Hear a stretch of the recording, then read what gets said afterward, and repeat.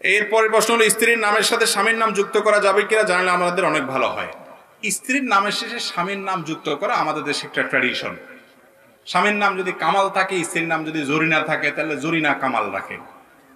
এরকম কালচার আছে না আমাদের দেশে? এই কালচারটা সুন্নাহ নয়, সুন্নাহর খেলাফ। সুন্নাত হলো স্ত্রী তার নামের সাথে তার বাবার নাম যুক্ত করবে।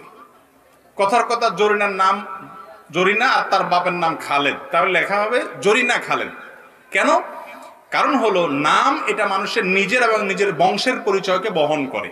আপনার বংশীয় পরিচয় হবে আপনি কার সন্তান, তিনি কার সন্তান, কোন বংশের, সেটা এটা হলো সুন্নাত। যদি কোনো নারীর জন্য তার স্বামীর নাম যুক্ত করাটা তার জন্য সম্মানের হতো, মুহাম্মদুর রাসূলুল্লাহ সাল্লাল্লাহু আলাইহি সাল্লামের স্ত্রীগণ তারা নবী সাল্লাল্লাহু আলাইহি সাল্লামের নামকে তাদের সাথে রাখতেন এবং সেটা হতো তাদের জন্য অনেক বেশি গর্বের। ঠিক না ভাই? ঠিক। কিন্তু তারা কেউ কি করেছেন? এরকম করেন নাই।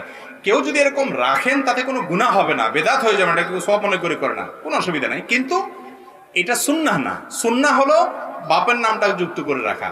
আরে ভাই, স্বামী তো পরিবর্তনযোগ্য, বাপ কি পরিবর্তনযোগ্য? জরিনা খালেদ যে রাখছেন, খালেদের সাথে তালাক হয়ে গেলে এরপরে কয়দিন পরে রাখবেন জরিনা ইউসুফ, আরেকজনের নামে বিয়ে হইলে তার সাথে নাম ইউসুফ হইলে, এটাতে কোনো সঠিক হতে পারে না। নাম তো আপনার সব জায়গাতে ফিক্স থাকতে হবে। এই জন্য বাপের নাম রাখাটাই হলো উত্তম এবং ভালো।